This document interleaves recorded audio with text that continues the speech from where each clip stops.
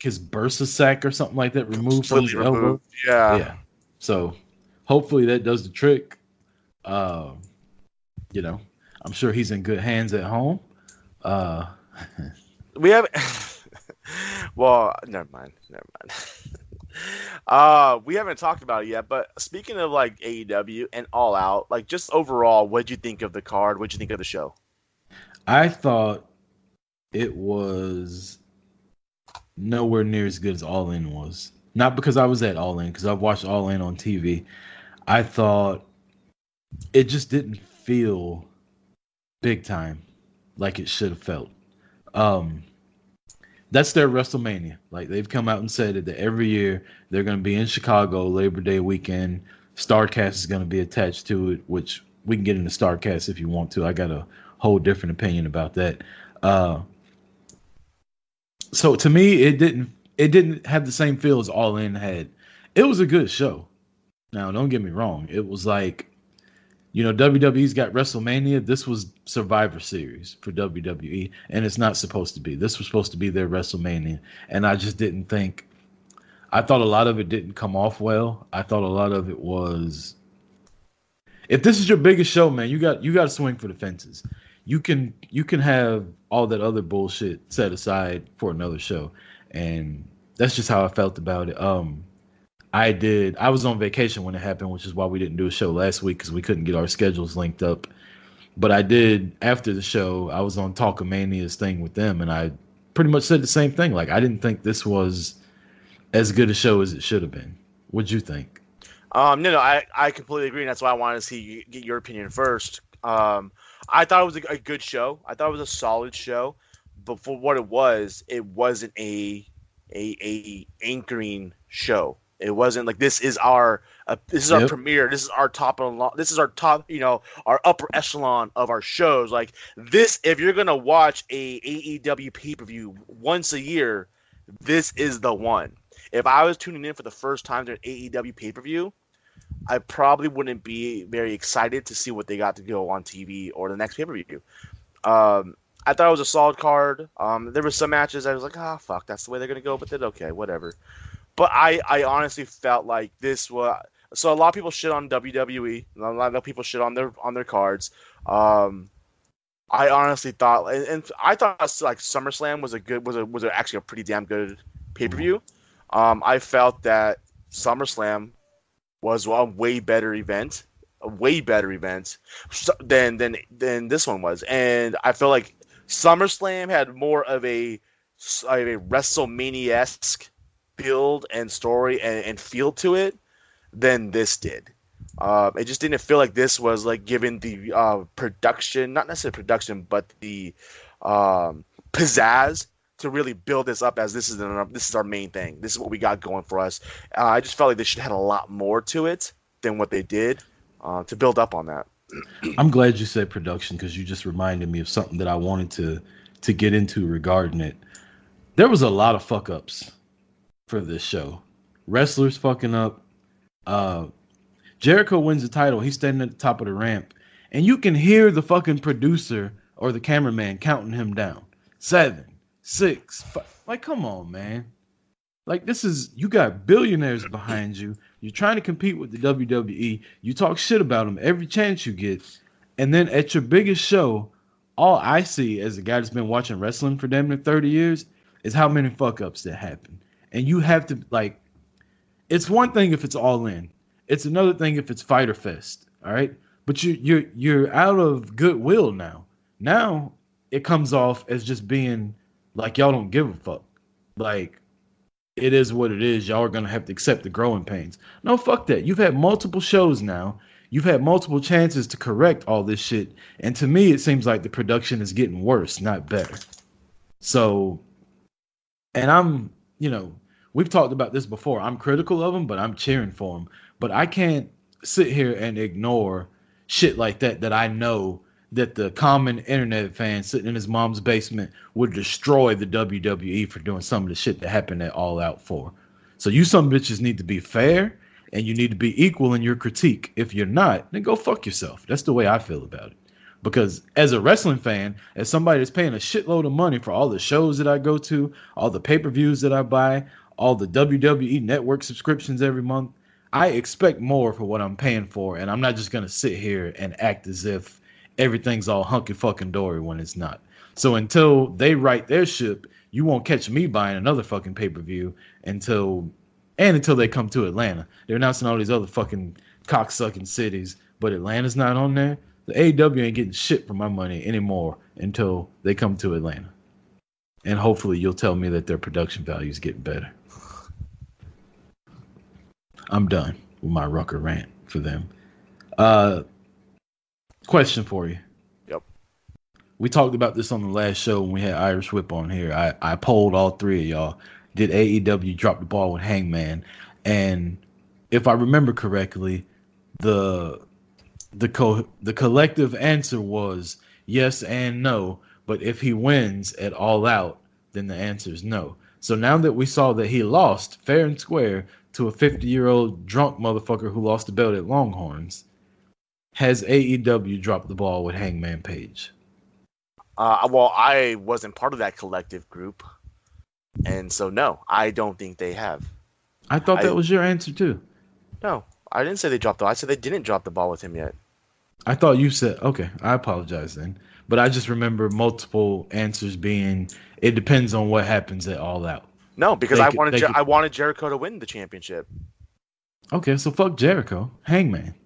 I get that, but I don't think they dropped the ball with Jericho with Hangman yet. I think Hangman is young to where they're still building him up as. Here's the thing. You got to build him up, because if you want him to be the main guy on your show, you need to build him up to be bigger than Cody Rhodes. Him winning the title right away isn't going to get him to be bigger than Cody Rhodes.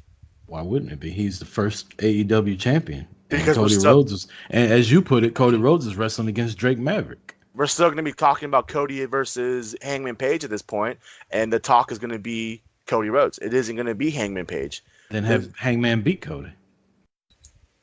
Okay, well that works, but you get a bigger effect if Hangman Page has to work his way up and earn that spot and take it away from Cody rather than keep it over Cody, if that makes sense.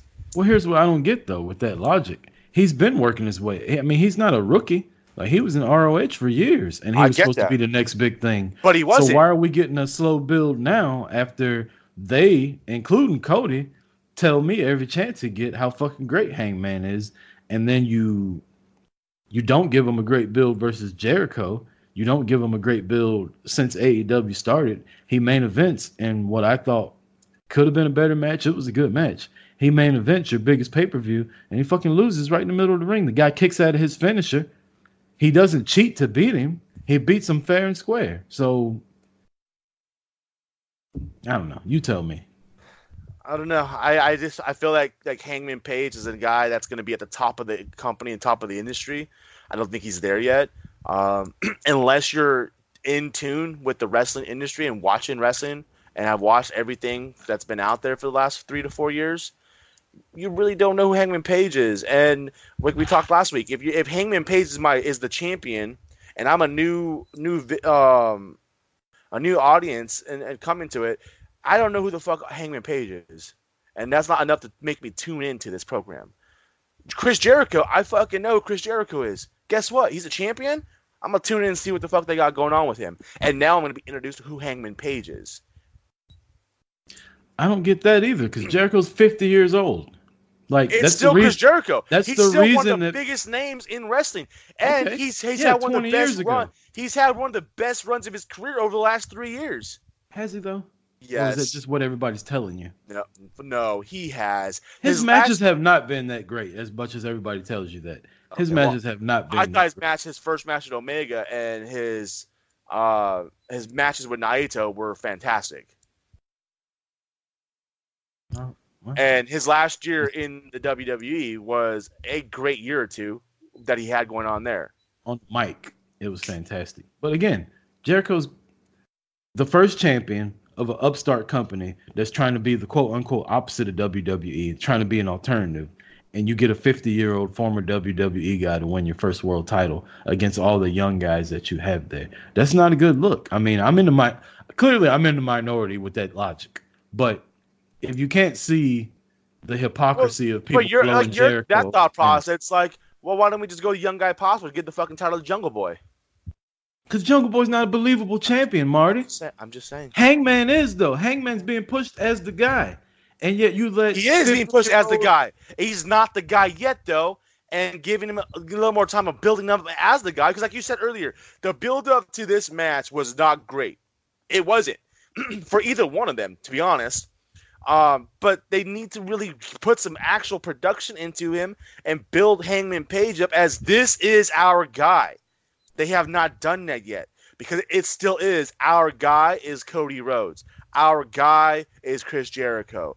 You know, they put more into Kenny Omega and Jon Moxley than they have Hangman Page. So go back to your statement. Have they dropped the ball? As far as that goes, I can agree with that. Dropping the ball is not, as far as not making him champion, I don't agree with. I think not making him champion just added to the ball being dropped. I think it adds more value to him becoming the champion, as he's going to have more to overcome to get that top spot. I could see that, but be that as it may, I'm not a fan of Jericho being their first champion. I don't, and another thing, I don't like the discombobulation of just these tournaments that they're having, like the tag team title tournament. There was a battle royal, right? Am I correct? Wasn't there a battle royal? And then there was two teams facing each other the last time. I think the Dark Order and the Best Friends, and whoever won got a first round bye. But the tournament hasn't even started yet. So what the fuck was the point of the battle royal? The winner of the battle royal got what? I don't know. And then the tournament. And then the Bucks are automatically in the tournament. So yeah, and they have they even won a fucking okay, they beat Cody and Dustin. But they've lost to the Lucha Brothers twice, I believe, right? On AEW pay-per-views. Okay, yeah, twice on the pay-per-views, but they lost them a third time also. So wouldn't the Lucha Brothers be automatically in it since they own the Bucks ass? I would think so. I mean, they own they own them this week or last week. Right.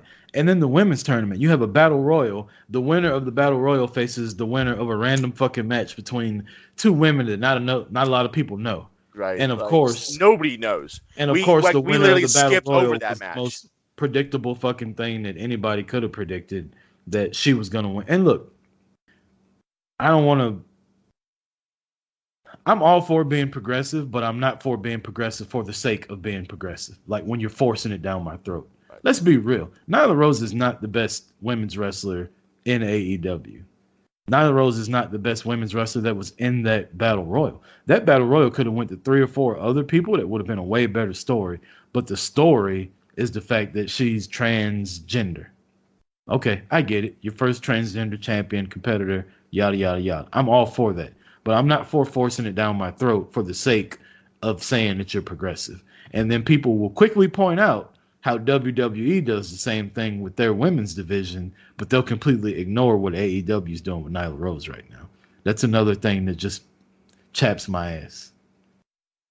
But the tournament itself,